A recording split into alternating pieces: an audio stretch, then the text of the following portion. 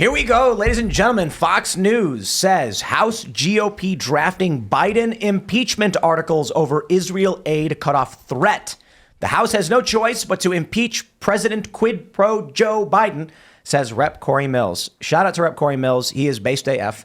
And I do want to stress, it's not a threat. It's been reported extensively that Biden's already withheld military aid likely because the protests are really putting pressure on the Democratic Party. And I wonder if this is really scrambling the brains of Democrats, because you'd expect Democrat donors with the TikTok bill, they're very pro-Israel.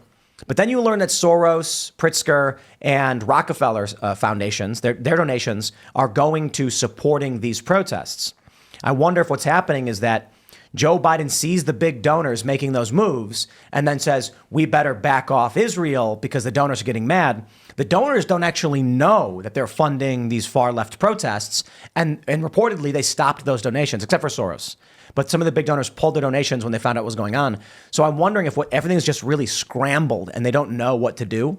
Or, honestly, I got no idea, but OSINT Defender on Twitter says senior U.S. officials have now revealed an addition to the delayed sale of 6,500 Joint Direct Attack Munition, JDAM kits to Israel, worth roughly $260 million last week. The Biden administration has now also paused the delivery of 1,700 Mark 82 500-pound bombs and 1,800 Mark 84 2,000-pound bombs. So this actually is from the 7th, right? So the idea that he has just threatened to cut Israel off, not true. He actually already cut them off. Corey Mills accused Biden of forcing Israel into a quid pro quo situation by leveraging U.S. dollars against the Israel government's actions in Gaza, drawing parallels to Democrats' first impeachment of former President Trump over his handling of Ukraine aid. I just got to stress this. The Democrats argued Trump threatened to withhold aid from Ukraine unless they would dig up dirt to help him politically. Joe Biden is now literally pulling congressionally approved military aid because Israel's moves into Rafah are damaging his support base. The function is the same. Right? Absolutely. So it's just that it is Donald Trump did X for Y, and the exact same thing is being done now. Joe Biden is doing X for Y.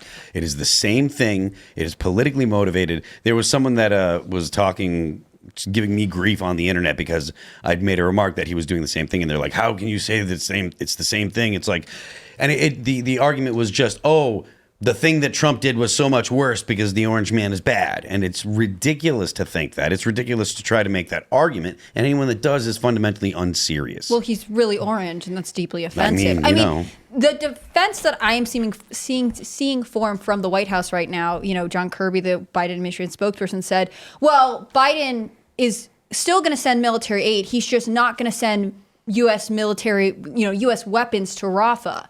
So that's good, right? Like, the Biden administration is trying to walk I think on that's a every ridiculous side. lie. It's super. Also, if that's true, that's so illogical that it would be like, here, have aid, but don't use it over there. Like, that's not going to happen. Yeah, they're not So the going to Biden do administration cannot navigate their way out of this situation. They've been trying to play both sides for too long. And in fact, they're deeply unethical. And so it's not surprising to me. I mean, I'm grateful for Mills for being like, hey, we need to call this out. This is not okay. And if we're supposed to hold one president to one standard, let's apply it to this president who seems to have no idea what's going on. Yeah, and it seems they're playing both sides, like you said. And I think it has to do with the tremendous pressure and some of these protests and campus, and they realize the young vote. I mean, he's dangling, hey, we're going to cancel your school debts. But he also sees they're the same people who are extremely passionate about this issue. And so I don't know. Maybe he's just trying to appease them a little bit. He's slipping with the youth vote. Yep. And now it feels like, it's hard to believe, but it feels like there's the Democratic Party has become a chicken with its head cut off.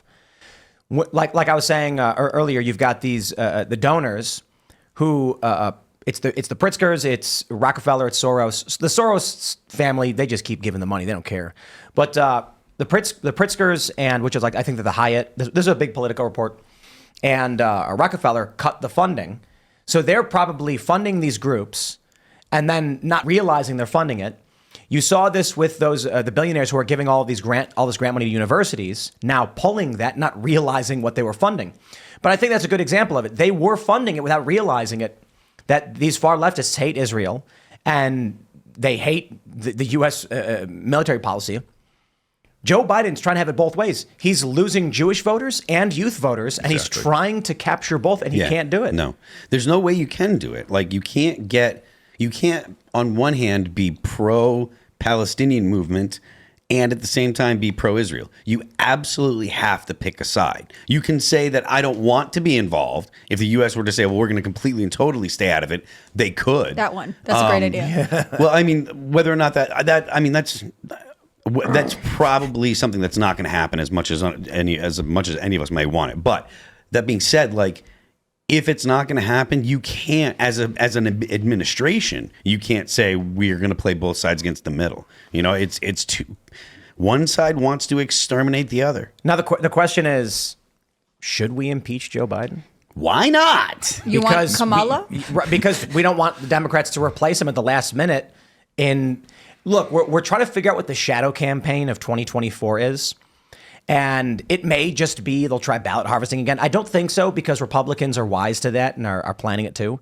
Maybe RFK Jr. is going to be the shadow campaign. The worm. The worm is the shadow in his brain. But RFK initially is kind of lefty. And so Trump supporters say, who cares?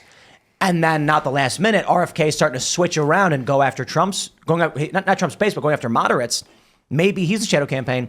Or maybe it's Biden commits an egregious illegal act warranting impeachment, putting Republicans in a bind. Either you impeach the guy who did something wrong that everyone can see and he's bleeding support, or play politics, refuse to uphold the law and your responsibilities under the Constitution, and then what are the American people going to think? Makeup of the Senate. He'll never get removed from office. There's zero to lose by the Republicans actually bringing up the charges. Do it all. Like the House should bring up the papers, write them up, get them into the Federal Register, make sure that it goes into the Library of Congress. He was impeached because of, so that way you see, so it's on the record. Then the Senate will not actually remove him from office. Who cares? Make him and the Democrats punish them, make them defend what they just did. Like now, because of the fact that you're not going to get rid of Joe Biden because of the Senate, now is the time the House and the Republicans should be screaming this. Should be every single Republican out there should be like, look, he did this, blah, blah, blah. And they should be driving it home because it's the best argument they got. And I really don't think this would happen. But what if it goes to the Senate and the Democrats in the Senate go, we would be hypocrites if we did not agree with this. You know, when Donald Trump broke the law with his illegal withholding of aid to Ukraine and his quid pro quo, we stood proudly, and the Republicans did not. We stand before you today and say we will hold Joe Biden accountable for defying Congress. We are not the hypocrites the Republicans are. If they do that, I'll shave my beard. Oh my gosh, Congress, please. No, a fair point, though. They wouldn't do that. The thing is, there are only 51 Democratic senators, and theoretically, you could have someone lobby who's like, I think Biden, I don't know that this would work, but hypothetically, you could have some interest group come along and say, his actions in Gaza are so serious that you need to vote him out no matter what. And then they would just have to join with Republicans. Like, because this issue has hurt his campaign and his legacy as president, not that it was so good before, but it's hurt him so badly that it's weird. It makes his impeachment more likely than Mayorkas. And we know Alejandro Mayorkas, the Secretary of Homeland Security, has done a terrible job. It's everything you're saying is true. It's just the most likely outcome would be that he wouldn't. You know? No, I agree. And I kind of want to push back, Tim. Do you think the billionaires didn't know they were funding this? Oh, absolutely. Really? Some of them, yeah. Soros knows. Exactly. And Soros and his kid, they know. They don't watch TV. I mean, no. Like, have you followed? No. Have you followed there's two great stories, great legendary arcs. It's Bill Ackman, right? Yeah. And Michael Rappaport. And Rappaport is not a billionaire who's funding the stuff, but he's an anti-Trump comedian. He had no idea that the Gen Z millennial youth left hate Israel and want Israel wiped off the map. Right. He was completely oblivious to this. There's no way he would have supported them if he thought that was the case. We had good.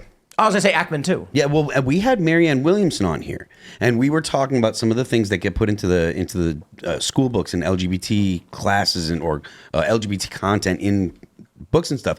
She had no idea of some of the actual pornographic images and ideas that were going into books. Had no idea. We showed him and she was aghast. I have friends, I'm in a metal band, and so I spend time in California and stuff, and I have friends out there that have no idea about some of the things that or they think. So one of my great friends, I love this kid to death, but he really believed that you couldn't say gay in Florida, like you would get in trouble. We were playing a show. Listen, we were playing a show, and I said, he said, look, I'm going to say gay on stage. I'm like, dude, be my guest, no problem. He's like, I'm gonna walk up to the mic and say it. I'm like, it's fine, dude. Go right ahead. Because I knew nothing would happen. Because that's the thing. That's people so believe. He's like shaking when he's like, he's not. He was like, I'm gonna do it. Bill, are you gonna pay my bail? Like I'm about to get arrested for saying this word. He was like, oh, F them. I'm like, dude, I love you. Go right ahead. There's nothing's gonna happen, but go ahead. But the thing is but the point is, people really, really don't know reality. I understand. And the reason I bring this up is because you seemed so genuine, and you're like, do you really think? Not only do I think, I can go and give you example after example after example. And yes, these are anecdotes. I understand that completely. But when you're around here enough and you hear people talking about this stuff, people that because we are always looking to speak to people that have differing opinions from us, and they are constantly completely unaware of things, have no idea. And it's like that Dennis Prager bit when he was on the episode with Bill Maher, when he said, men, you'll be blah, blah, blah. You'll be ostracized for saying that men don't menstruate. And everybody laughed because they don't know. Yeah. He said, the left pushes lies. Yes. They're claiming that men can menstruate, which is a lie. It's not true. And Bill Maher goes, What? I seem to have missed this one. The audience bursts out laughing like, what are you talking about, Dennis? Surely you jest.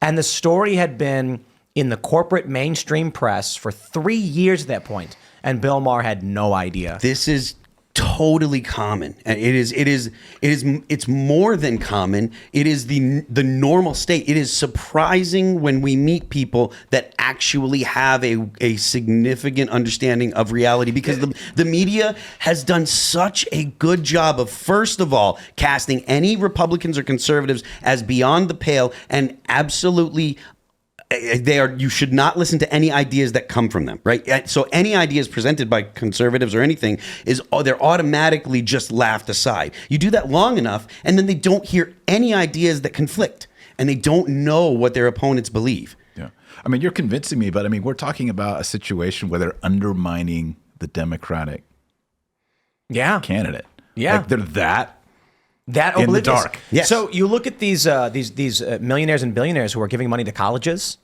These people love Israel. Many of them have family in Israel or themselves are dual citizens. I don't know how many actually are, but there are a good amount. And of the billionaires, again, not so sure of the billionaires, but I'm sure there are many millionaires who are. They're funding this totally oblivious. Then the protests emerge and they flip 180, and now they're like, I'm voting for Trump. It's like, wait, it took you this long? Thanks for watching this clip from the Timcast IRL podcast. Hang out with us live Monday through Friday at 8 p.m. and become a member over at timcast.com for uncensored, members-only shows exclusive. Thanks for hanging out, and we'll see you all next time.